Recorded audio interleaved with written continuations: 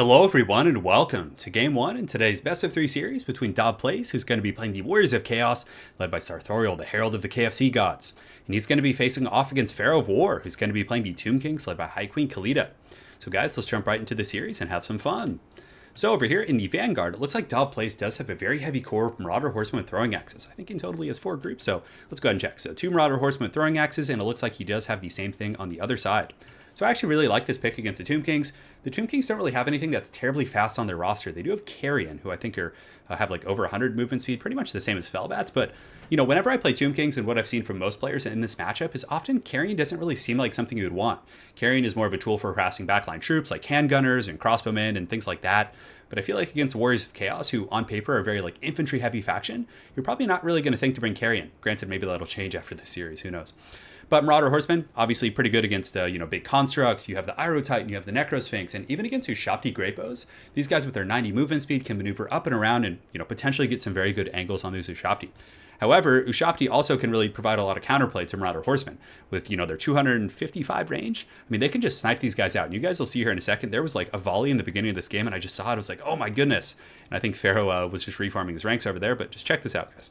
So the Ushabti Grapos shoot 1 combined volley, but I think in total he has 3 groups of them. But look at that damage. 1 volley from them just melts half of those Marauder Horsemen, which is pretty insane. But Marauder Horsemen over here, obviously to deal with constructs. And for Dahvplays Lord, it looks like he does have Sartorial the Ever Chicken. So he only has Plague of Rust, so maybe looking to lower the armor of some of these constructs or, any other target really. I mean, High Queen Khalida, he could bring down to 30. Tomb Prince could go down to, almost 10 armor. So definitely some good utility from the Warp Chicken. And he's going to be very hard to snipe out with Ushabti Grapos. So he brings a little bit of dual purpose and is obviously kind of a mobile threat in himself. So for the front lines, Dahvplays does have a ton of Chaos Marauders, obviously strong enough with 34 melee attack and 28 weapon strength to beat skeletons. They will lose to Tomb Guard, but a decent filler in the front line. He does also have 2 groups of Chosen with Halberds, and these guys are going to be absolute beasts. If there's no Fate unit to really punish Chosen, these guys can just tear apart the Tomb Kings. They can potentially be kited by Ushabti Grapos. That's something you have to watch out for, but very, very powerful choice. They can deal Tomb Kings infantry, and on top of that, they can deal with all of the constructs. One group of Chaos Trolls, just the wildcard X Factor here, who are going to be supported by aspiring champions in the front line, providing a little bit of encouragement to Chaos Marauders and other troops like that. And I think that's pretty much it, aside from some Chaos Knights with lances. And yes, he does have another caster. So Dahvplays does have a Chaos Sorcerer with the Lore of Fire. So Flaming Sword of Ruin and Cascading Fire Cloak. So for Pharaoh of War, he does have 3 Ushabti Grapos, so 2 regular ones in the Regiment of Renown, the Chosen of the Gods, who do have the Patraz Incantation of Righteous Smiting. So maybe that's the reason they were hitting so hard there initially, but it does give them, what is that? Oh, if you overcast it actually gives a reload skill too. I never noticed that before. Learned something new today. For Pharaoh's Infantry, Tomb Guard, Nehekar Warriors, so a fairly elite army. I mean, no Skeleton Warriors is like chaff. He has Tomb Guard, Nehekar Warriors, somewhat sturdy infantry, but all of the heavy lifting in his army is going to need to come from the Ushabti Grapos for sure. For his Lord, he does have the High Queen Khalida. Over here, he has a Tomb Prince for anti-large armor piercing, a very, very good tool against Shaggus and things like that. He does have a Lich Priest with the Lore of Nehekara, and what is this? Neferis Scroll of Mighty Incantations. Effect increases proportional to the number of friendly units in range. Oh, that's kind of cool. It greatly, well, I guess it just improves power recharge rate as well as power reserve. So I actually haven't seen that before. And he does have the Blessed Legion of Demonetization, and I think that's pretty much it in terms of his army. It's a fairly small elite army by Tomb King standards. So without further ado, guys, let's get the show on the road. So the Warp Chicken just kind of scooting up here, and Dav is probably trying to, mess with the Ushabti Grapos and get them to waste some of their ammunition on the Warp Chicken. And it looks like it's working a little bit, because the Warp Chicken, a lot of people don't know this, he actually has 60% missile resist, so he's very, very durable. So a lot of Chaos players will use him to kind of just run in front of the enemy army and waste a ton of ammunition, but it looks like he's going to be going just chicken deep right here. He just leaps in and whacks those Tomb Guard. Doesn't do a lot of damage, but that looked really cool. And the High Queen Khalida is going to be coming in, and obviously she's a great duelist. But there's going to be a Plague of Rust, putting her down to 30 armor here. So maybe the Warp Chicken is looking for a fight. On that same note, you can see Dahvplays does charge in with his Chaos Lances against these Skeleton Spears. And I mean, even though they, do they have charge defense against large, these Skeleton Spearmen? Oh, it looks like they don't. So they just get absolutely melted by those guys. They just get run over. They're crumbling. They're going to be following up with Chaos Marauder. So a very, very cool tactic there, trying to collapse the flank. However, in the middle, it looks like Pharaoh of War is really getting the upper hand. High Queen Khalida just out-dueling the Ever Chicken, even with the Flaming Sword of Ruin and Cascading Fire Cloak. But I really like that. And look at the damage that's actually going back to Khalida here. So normally Warp Chicken would have a little bit of trouble doing that kind of damage, but it looks like he's able to, put in a little work. So I like this quite a bit. Pharaoh of War was able to form like a firing box right here. He has Nehekar Warriors and some other troops protecting here. The Marauder Horsemen on the far side got torn to shreds by those Ushabti Great Bows, but the ones here still doing a good job. It looks like they are wasting a little bit of ammunition against these Skeleton Spears, but I'm sure Dahvplays will circle them around here in just a moment. But the Trolls in the front line are also fighting the High Queen Khalida, and it looks like she's getting relatively low at about 60%, but it looks like Pharaoh of War is going to pop Narrow's Incantation of Protection, giving 44% ward save, and the Trolls are going to break off here. But thankfully they do regenerate, so they'll probably come back relatively soon. So the Marauder Horsemen are now going to be circling around the back, potentially getting some good shots over here on the Ushabti Great Bows. And this is definitely what you want to use them for, just like harassing these type of units. And just look at the throwing axes just like bouncing off these guys, especially that one. He has like 10 axes in his head. Oh man, that's great. So then, he takes out a couple models there. A little bit of a drive-by action going on. But Pharaoh of War does have some Tomb Guards with halberds and some other troops kind of protecting here. So he can't get 2 balls deep there. But at the very least, he's going to take out some models and almost take away half of their HP. So very solid stuff. So in the front, another game of cat and mouse. High Queen Khalida is basically on the hunt for the Warp Chicken, but it looks like Warp Chicken was able to run to some of these Chaos Warriors with halberds who are just munching through these skeletons, just cutting these lowly Nehekar warriors to pieces for the Blood God. Definitely having a good old time. And, that's what I really like about Chosen with halberds. Like, even though they're a halberd unit, they can like stand and just go fisticuffs with like any other infantry unit because their stats are so good with 54 melee defense and, melee attack in the 30s. So they do get a bit of a surround on High Queen Khalida. Pharaoh of War, realizing he might have been in a little bit of danger there, is going to be summoning some Ushabti there, so definitely a good play. They will get cut down very quick, but I think it did help High Queen Khalida escape a little bit. In the back, the Ever Chicken is going to be going after the Lich Priest, and it looks like the Lich Priest does pop his scroll that's going to give him, and I wonder how strong that is. Like, so the effect is stronger based on how many friendly troops are nearby. So if you have like a ton of skeletons or constructs nearby, I really wonder how that works. I'll probably have to do some testing. So the Chaos Knights over here just kind of riding around, supporting wherever they're needed, but these are Tomb Guards with halberds, so I'm not sure if Dav saw that this was going on, but you can see some of these Chaos Knights in the front are just getting chopped to pieces by the anti-large armor-piercing halberds here. And one of the big issues for Dav is the fact that these Ushabti Great Bows are still in really, really good shape. Obviously, Chaos has won the infantry fight, but in a really atrocious game, if his Chaos Knights and his other mobile things like the Marauder Horsemen are pretty much offline, he's not going to have too many great tools for chasing and killing these guys. I mean, Ushabti Great Bows, even in melee, are monsters. They have 65 weapon strength, really good armor-piercing values, 35 melee defense. They're definitely no joke. Over here, some of these Chaos Marauders do get into the Blessed Legion of Demonetization. You should be able to chop those guys up pretty effectively, if not chase them around. But you can see the Ushabti Great Bows are going to come in, and like I was saying, these guys are not pushovers in melee. So they get in there, the Chaos Marauders are now wavering, so just a very, very close fight at this point. So if we go ahead and take an overarching look at the battlefield, you can see the army count is 383 to 243. The Warp Chicken is having to run. I mean, he's still confident. Obviously, he's unbreakable, so you don't really have to worry about that. But the fight here, the Tomb Kings are really holding on. I mean, they're elite infantry. How are they doing? Yeah, there's still 52 Chosen here. So the Chosen could probably clean up all these infantry, no problem. And if they could like potentially trap this Lich Priest of Nehekara and this Tomb Prince here and take them down, they might be able to do it. But you can see the High Queen Khalida is going for the KFC Lord. He has 60 speed compared to her 66, so it's going to be probably too much of a commitment for Khalida to chase that. And you can also see that there are 9 Chaos Trolls coming back who could potentially lay a bit of a pounding on the High Queen. But like I said, the big issue is going to be the Ushabti Great Bows and the Blessed Legion of Demonetization. They're just too healthy. I mean, these guys are at about 60-70% ammunition. I mean, everyone here has a fair amount of ammunition for this point in the game. And I really think the Warp Chicken put up a very hard fight here. He might be able to kill the High Queen Khalida. Oh, he might be able to, but what is the Blade of Setep? Oh, but the Warp Chicken just goes down. The High Queen Khalida just surfed all over his face. But then the Chaos Trolls coming in to avenge their KFC god here. They might be able to take Khalida down, and down she goes. The Chaos Trolls and the Chosen are able to drag down the High Queen. Such a wild game right now, my queen. But over here you can see the Blessed Legion of Demonetization is just going to be shooting in here on the Chosen, and the Ushabti Great Bows, just too much withering fire here. Now the Marauder Horsemen, tried their best, but really they just kind of got picked apart. And at this point, I don't really know what Dahvplays and the Warriors of Chaos can do. I mean, the Chosen are pushing in, but the problem is that the Ushabti Great Bows are just going to fan out in 3 directions and just basically shoot them to pieces. You can see these Chaos troops are advancing in here, and I think that's pretty much going to be all she wrote. But very well played to both players. It was a great game. Relatively different tactics, not seeing the Warp Chicken in there, but with his missile resist, I can see him being a pretty decent pick. So yeah, let's go and take a look. So the Marauders did okay in the front line, but the Marauder Horsemen, I don't know, I felt like the groups on the side, they just kind of got wiped out, really.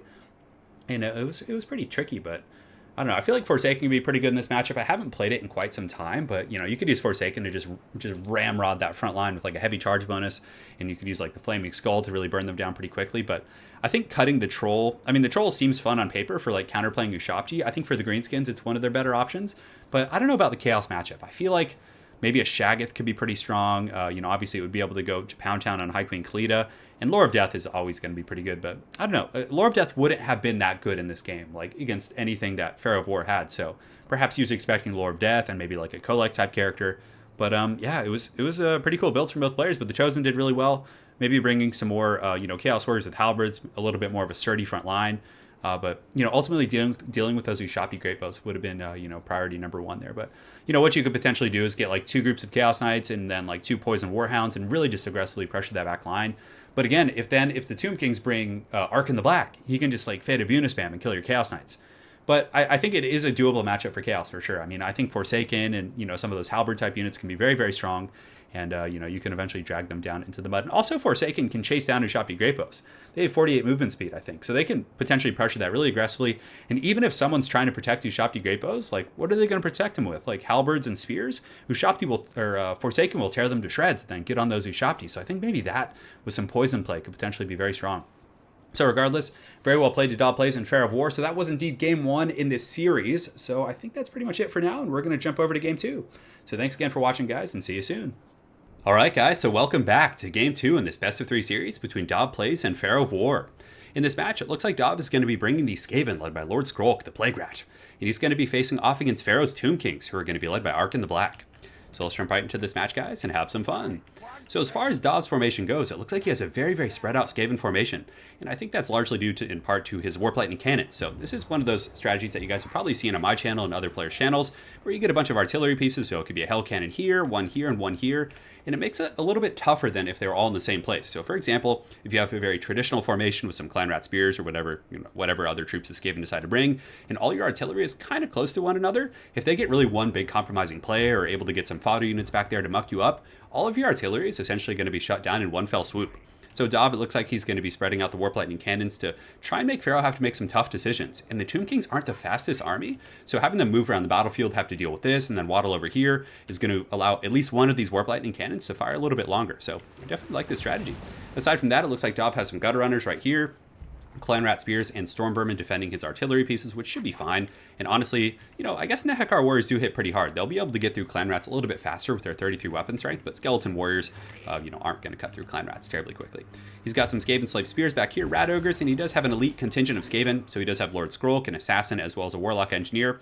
So he just has this for the AP, which can do okay against constructs, and also the Mortis Engine effect, which can potentially chip down some of those skeleton type units.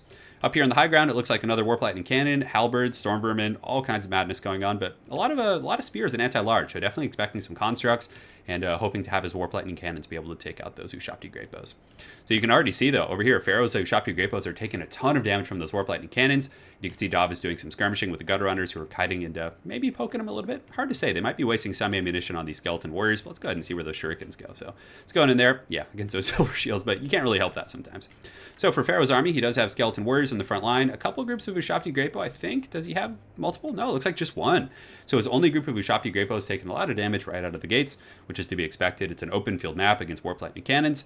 Nehekar Warriors here from the front line, which will really munch Skaven troops. They will struggle very, very heavily against the Halberds, against the Storm Vermin, who do have 90 armor.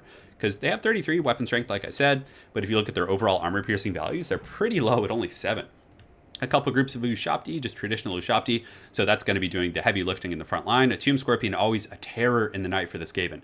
Fear and Terror, armor piercing against Storm Vermin, anti-infantry, just a very solid pick. He does also have an Necrotech back here, so he has Restore, so he can heal his Tomb Scorpion and Ushabti, and also has a couple other buffs. In the back, more Skeleton Warriors, and then on the far side, just cackling in the sunset, we do have Arc in the Black.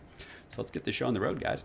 So you can see over here, Pharaoh is going to have to close the distance. He does use his Carrion to try and shut down that Warp Lightning Cannon, but it looks like it's still firing, and those Halberds and Spears should be able to fend off the Carrion. Although Carrion are infantry size, so they're not going to get like an anti-large bonus. So the Ushabti are going to come in and just do a blitzkrieg on these Skaven slaves. You can see the Warp Lightning Cannons going right past them as they charge in here. And this is going to be a pretty substantial massacre, but Dav does have his Rat Ogres ready. Rat Ogres have good mass, good armor piercing, and they should be able to do very well against Ushabti. The Tomb Scorpion's also going to be rushing in, but you can still see the Skaven front line is buckling a little bit. Looks like an overcasted Doom and Darkness. I like that quite a bit. Putting the leadership of, you know, the Warp Lightning Cannon crew pretty much eradicated instantly. They're getting terrified and just kind of pushed off here. But, you know, he's very heavily committing his entire army to this one formation.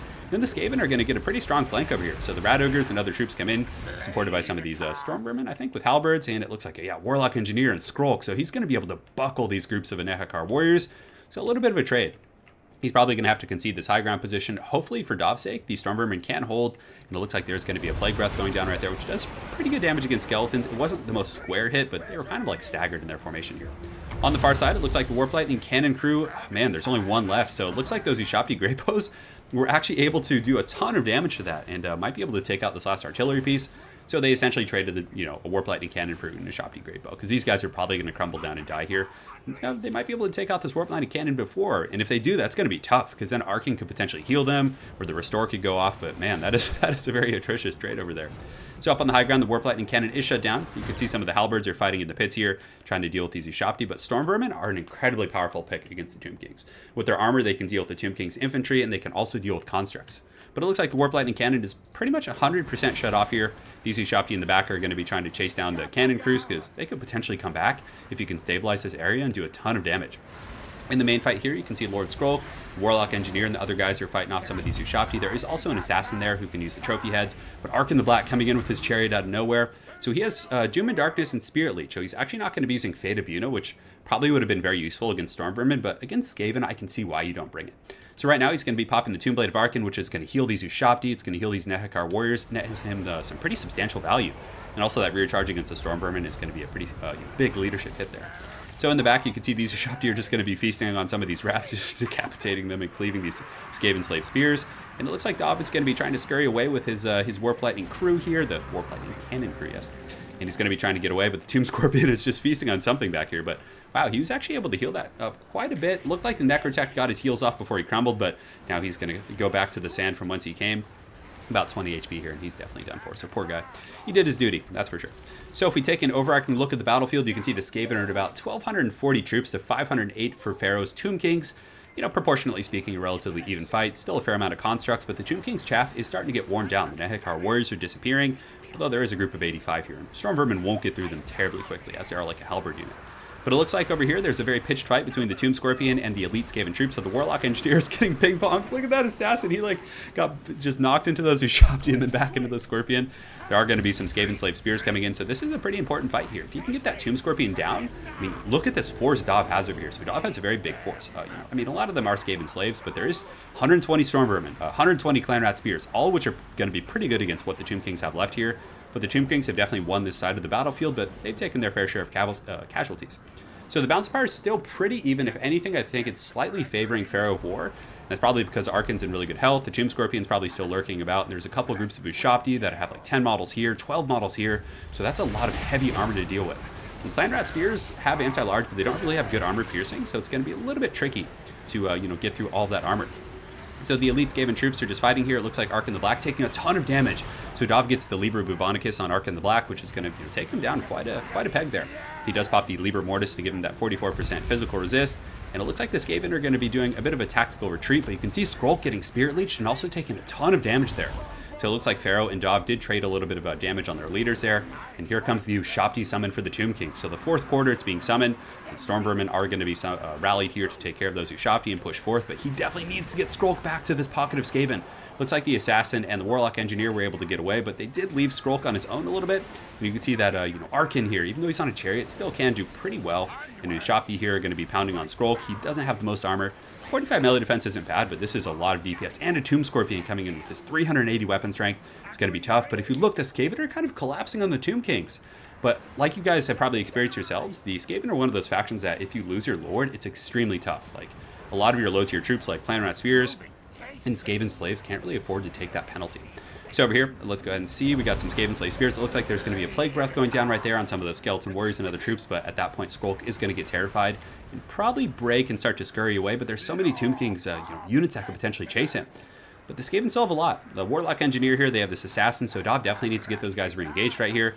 Looks like there are some Carrion, which are very good against the Skaven. Like, having one or two Carrion, even if you don't plan on harassing anything, just when Skaven troops rout off, which they do very quickly, even like decent ones, like Plague Monks and things like that, you chase them off the battlefield with the Carrion and just use them like they would actually be used and just kind of like chase down units that are running and dying and that kind of stuff. So, but it looks like Dahv was able to get this cannon back online, so this Warp Lightning Cannon is going to be blasting away at Arkin. You can see the trophy heads have been popped, which isn't really going to matter for the sake of this Warp Lightning Cannon, but he still can get some really good shots. You can see Arkin gets popped there, takes about 300 HP. Right there, you can see Pharaoh is doing zigzag serpentine patterns to dodge that, but man, he is taking some heavy damage.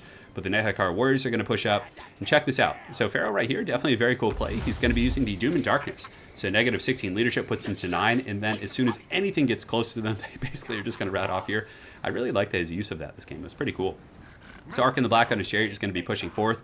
Thankfully for him, he was able to shut down that Warp Lightning Cannon. Had that thing got like 1 or 2 more shots off, Arkin potentially could have been like dead or like crumbling in really bad shape here, and Skrulk might have been able to finish him off.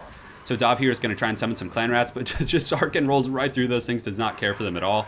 And Arkin's just going to be going balls deep on Lord Skrulk up here. So he's probably going to be done for, especially considering he can cycle charge. So in the fight over here, the main fight, you can see that the Ushapti and the other troops are starting to get worn down, but the Constructs and the Tomb Scorpion, I just feel like there's too much power there. But the Warp Lightning, or the Warlock Engineer with that Mortis Engine effect, definitely helping to clear out some of these chaff units. And you can see the Skaven do have some like troops kind of routing here that could potentially get back in there. Unfortunately, these cannons are all offline. Just look at this cannon crew. There's 31 of them just ready to party, but they're going to have to go fight in melee. So over here, Ark in the Black just continuing to ramrod the poor rat. So you can see Arkin's just going to be chasing him, and he's probably going to come finish him off, I would imagine. It looks like he really wants to make sure that crew is done because this Nehekar warrior group was crumbling, so they could potentially, crumble before they're able to finish those guys. So he just wanted to make sure they were gone, which is definitely a solid play. But Skrulk might be able to come back here and, throw some shenanigans on the battlefield. But it looks like the bounce of power is actually changing up a little bit. So the Skaven are in pretty good shape. Over here, you can see the Clan Rat Spears, and all these guys are able to chase down this Tomb Scorpion. And you can see this assassin just running on, just look at him running on all fours. Oh man, that's so great. But Arkin, he's always a force to be reckoned with. And this Skaven blob, even though it looks a little bit healthy, oh man, are they going to be able to pull it out? This is such an incredibly close game. That Tomb Scorpion plus Arkin potentially tear out all of those guys. So they charge in there. You can see the Skaven, a couple of them are routing off there. And it looks like, is that an overcasted Doom and Darkness? I'm not sure. It's hard to say, but Tomb Scorpion has about 1,000 HP. Ark in the Black has about 900. You can see this assassin here has used his concealment bombs. So he is actually hidden right now. Let's see if there's any other elite troops for the Skaven. Looks like the Warp Lightning Cannon crew is, oh my goodness, did they get that back online? That's going to be so bad for the Tomb Kings. And you can see Ark in the Black is going to be going for it on his chariot, but the assassin is nearby, and he gets popped by the Warp Lightning Cannon. And the Skaven and Dahvplays are going to take game 2. So now the series is tied 1-1, and we are going to go to a rubber match. So let's go ahead and take a look at the breakdown. So I really like that by Dahvplays, kind of diversifying his army, splitting up the formations. There's pros and cons. It's harder to defend 2 fronts, obviously, but if you're facing a slower army, it could potentially be advantageous. It was definitely cool to see that in action. And honestly, I liked Pharaoh's army. You don't see Nehekar warriors often, but they really do munch low-tier Skaven troops more effectively than skeletons. The Ushapti, give you some utility. But really, I personally think it's more effective to just run like 2 or 3 Tomb Scorpions rather than the standard Ushapti, because they're just so much more mobile, and their combat effectiveness is going to be relatively the same over the course of the entire battle, whereas Ushapti, when they take Warp Lightning Fire or other things like that, can lose their combat effectiveness. But, it's good to have, diversity in your army, but, in some matchups, I would probably prefer the Ushapti, but I do really like the Tomb Scorpion quite a bit. But his army was solid. Like, had he brought like 2 or 3 Ushapti Great Bows too, he could have probably sniped out the Warp Lightning Cannons, because they're really good at sniping them out quickly. Like, if you have 3 Ushapti Great Bows, they can melt you pretty quick. But again, had he done that, that's another, 2 or 3,000 gold, and his main army would have been much weaker, and this Skaven might have rolled that over. So there's, some give and take there. So very close game. Well played by Dahvplays as well as Pharaoh. And also, guys, I haven't gotten a chance to mention it, but I'll, of course, mention it after Game 3. But make sure to go check out their channels. They're both YouTubers, put out a lot of good content, very active in the multiplayer community, advocating for tournaments and, playing in them themselves. So definitely, give them a look over. There'll be a link in the comment section below. All right, guys, so now we're jumping to the rubber match. It's time for Game 3, the final showdown between Dahvplays and Pharaoh of War. So stay tuned, and we'll see you guys on the other side. All right, guys, so now we're back with the third and final match in this best-of-3 series between Dahvplays and Pharaoh of War. So it looks like Dav is going to be, again, reprising his role as the Skaven, except this time, instead of Lord Skrulk, it looks like he does have a Warlord, who's most likely going to be on a Bonebreaker. Pharaoh of War, on the other hand, is going to be bringing the Lizard People, and I believe he has Krokgar, and most likely we're going to see him on Big Daddy Grimlock over here. So yeah, without further ado, guys, let's finish off the series. So for Dav, it looks like he does have a bit of a Vanguard force over here with some Gutter Runners. So Gutter Runners are pretty efficient at taking out like Skink Chiefs. So if they're using like the Skink Chiefs on the Pterodons with the Blow Darts and just kind of trolling your Lord, the Gutter Runners can be a pretty good countermeasure to that. But it looks like Pharaoh's army, I don't think he has any flying targets. So let's see, his entire front line is going to be Temple Guards, Saurus Warriors, and Skink Cohorts. So Skink Cohorts are very good at screening these guys out. They have 46 movement speed compared to the, 48. So they're not even that much slower. They have shields, and in terms of like a cost, I think these guys cost like what, 400, 500. It looks like Pharaoh does have a couple chevrons in them, but they should be pretty efficient at screening these guys out. However, Gutter Runners are just, all around just a decent utility unit. They can apply poison, they can get around the back and do rear charges on infantry. So, for example, if some clan rats are fighting some of these skinks in the front, they can kite around, get damage in while they're kiting and stuff, and then they can charge into the back and potentially rout them. So, I like these guys as a bit of a utility unit, but Dav did invest very, very heavily in them, so they'll definitely need to pay their dues. Aside from that, a front line of Skaven Slave Spears. In the third line, it looks like Clan Rat Spears, so a very, very kind of cheap front line here. Nothing really like Plague Monks or Censor Bears or things like that that would trade evenly with Lizardmen infantry. So he's definitely going to be getting a lot of his value out of this Plague Furnace over here, which has that Mortis Engine effect. It also has an anti-infantry bonus, very, very good versus infantry. And he has Plague Breath and a couple abilities that can do a ton of damage against lightly armored troops. That pretty much is all the Lizardmen have. I mean, 30 armor on Skinks. These Saurus Warriors have 60, and I think Temple Guard have 85. Yeah, they don't even have 90, so 85 on those guys. On top of that, Job does have a couple groups of the Poison Wing Globadiers who, if they're left unimpeded, can do massive damage against dinosaurs. You can burn down Stegodons, you can take down Krokgar, but they really need to be, left alone, I should say. He does, I think, have some Stormburn with Halberds in the back, so a little bit more meat back here to the potatoes who are going to be defending these guys. Two groups of Rat Ogres, solid AP, good mass, pretty good against dinosaurs, especially against like Stegodons and things like that. Krokgar will make a pretty quick lunch of these guys, but I still think they're a pretty necessary pick in this matchup. On top of that, he does have a Warlord with the Bonebreaker. That's pretty much it. So for Pharaoh's army, a very infantry-heavy core. It looks like he does have a couple of groups of skink cohorts that are going to be flanking the outsides of his army. So he's probably going to be trying to get those guys up and around the back and pressure on some of those Globadiers and whatnot. So we'll see how he does with that. He does also have a couple of groups of regular Saurus Warriors with shields. I think in total he has 3. 2 groups of Temple Guard, the mighty Krokgar with the Hand of the Gods. So we'll probably get to see some rat roasting going on. And then Heavens. So Lore of Heavens is probably one of the better Lores of Magic available to the Lizardmen. Windblast is so incredibly powerful against like pretty much any infantry. If you overcast it, it gets additional armor piercing values and can melt groups of storm vermin. It's a very, very strong ability.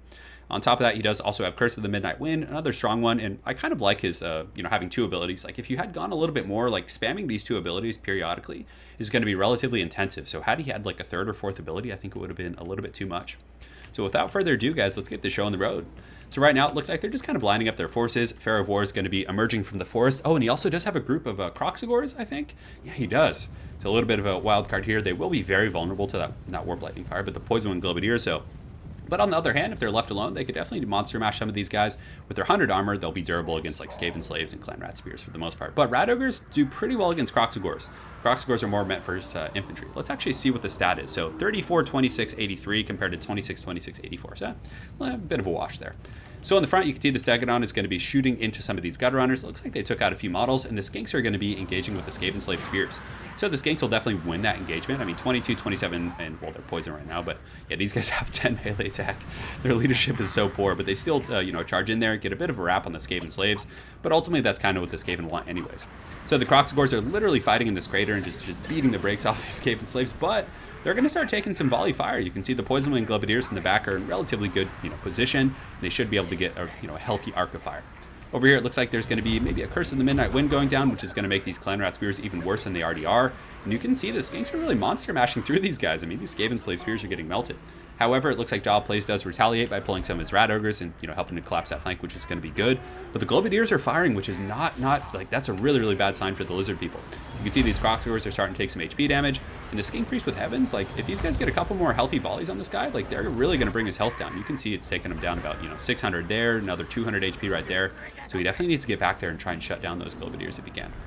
Krokgar, in the meantime, just going ham over here. He's going after this Plague Furnace, which is a pretty good target. You definitely want to take that thing out. It's one of the few things that Dav has that can really, really tear into all these, masses of, Sauruses and Skinks and things like that. But the Globadiers are getting some decent fire. They're a little bit obstructed. It looks like they're trying to decide whether they want to shoot the Kroxigors. Yeah, that's kind of... Oh, okay, there's some models. It's like, wait, they're down here. Why are they throwing over here? But it looks like most of those Kroxigor models are right there fighting the Bonebreaker. So the Bonebreaker Lord, he's actually a pretty cool choice. I think he can be viable in a couple matchups for sure. He's getting some decent charges in here against these Saurus Warriors, and yeah, only 2 kills right now, but I'm sure he's done some decent HP damage.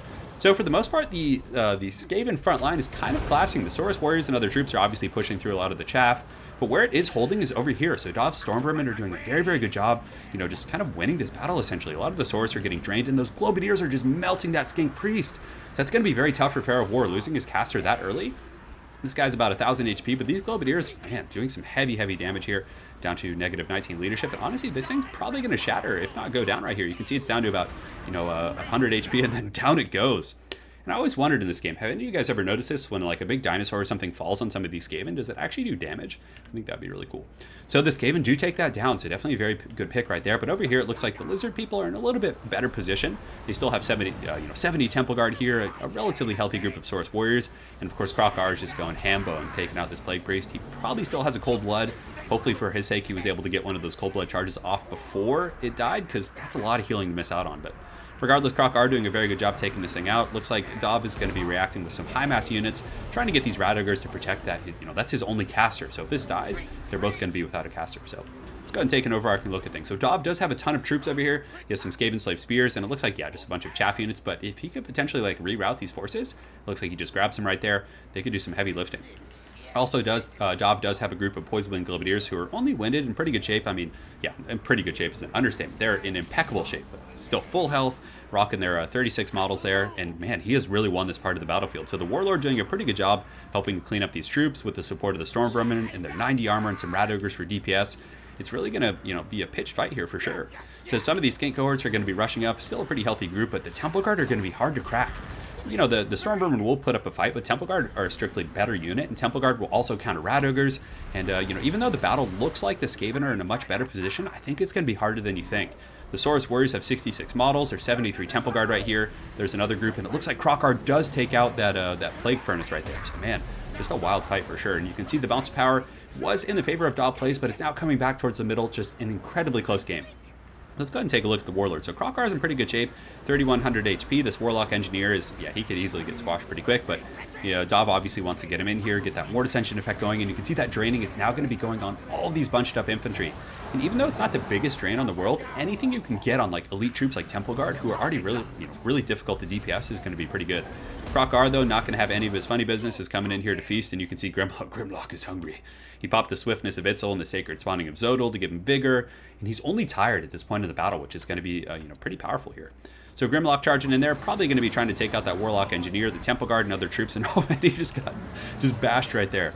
So the bounce power coming back towards the middle, very healthy groups of Temple Guard and Krokar, but Dahvplays does have a bit of a X factor over here. These Poison-Winged Globadiers, if they can get a couple volleys on Krokar, they might be able to turn the tide of this battle, because it looks like the Lizard people are getting a strong bastion of troops. These Temple Guard are eager and relatively good shape, and they're just kind of pushing forth and just running over the Skaven as they try and get back into the battle here. So the Warlord for the Skaven does get broken and terrified. He's at -2 leadership right now. But here comes the Globadier fire, just melting Krokar, doing about 400 damage, another 500 damage over the top. And Krokar's going to have to pull back. So Pharaoh knows that, he needs to get out of the range, just use the Saurus Warriors and other troops to punish these guys.